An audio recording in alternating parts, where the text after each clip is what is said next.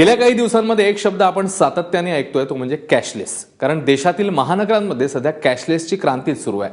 पण ग्रामीण भागामध्ये जिथे मूलभूत सुविधा देखील नाहीयेत तिथे कॅशलेस कसं होणार हा प्रश्न आहे. बघूया.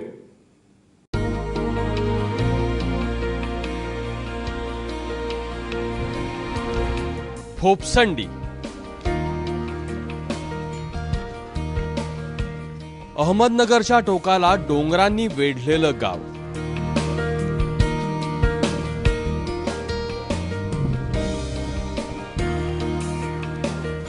जिथं सूर्य सकाळी 9:30 वाजता उगवतो आणि संध्याकाळी 5:30 ला मावळतो.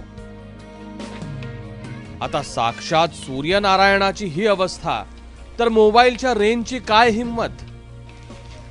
मला जर फोन करायचा असेल तर मला इथून 5 किलोमीटर वर त्या डोंगरावर यावं लागतं आणि तिथे येऊन मला फोन करायला लागतो. कारण इथं असं आहे का इथं कुठल्याही प्रकारचं नेटवर्क नाही, त्याच्यामुळं इथं फोन करायची सुविधा नाही आहे. आणि ज्यावेळेस मग मी तिथं वर येईल त्याच वेळेस मला फोन करता येतो.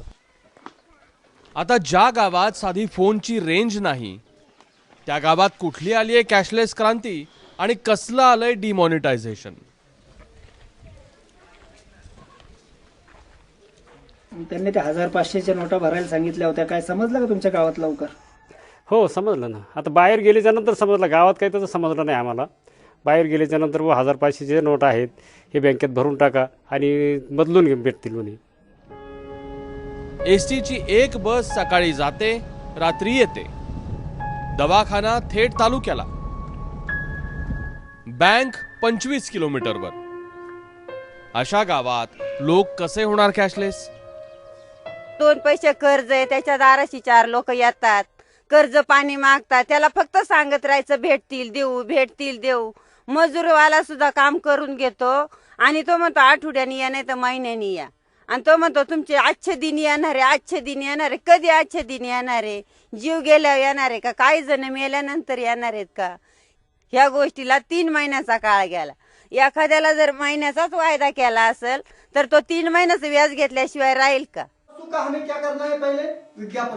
वाटलं वयस्कांना कॅशलेस म्हणजे काय माहित नसेल म्हणून आम्ही म्हटलं जरा शाळेतल्या पोरांना विचारू. काळा पैसा बंद करायला. लोकांकडे काळा पैसा जास्त झालाय. काही लोकांकडे काळा पैसा असं म्हणजे तो बंद केला आहे. कधी कधी इकडे गाडी पण नसते. पावसाळ्यात समजा कोणी आजारी पडलं तर पाऊस उघडण्याची वाट पाहावी लागते.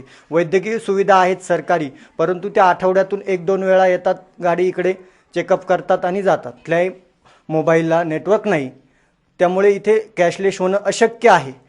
जोपर्यंत तुम्ही ज्या स्थानिक सुविधा आहेत त्या जोपर्यंत गावांना पुरवत नाही तोपर्यंत कॅशलेस होऊ शकत नाहीत. या गावाचा इतिहास भारी आहे. स्वातंत्र्यपूर्व काळात इथं दर रविवारी पॉप नावाचा ब्रिटिश अधिकारी यायचा. त्यामुळे या गावाचं नाव पॉपसंडे झालं. पुढे अपभ्रंश झाला आणि गावाचं नाव पडलं फोपसंडी. नाव बदललं पण गाव काही बदललं नाही. तेव्हा देशाला कॅशलेस करण्याआधी देशातल्या अशा हजारो गावांना मुख्य प्रवाहाशी कनेक्ट करण्याची मात्र गरज आहे. नितीन ओझा, एबीपी माझा, फोपसंडी, अहमदनगर.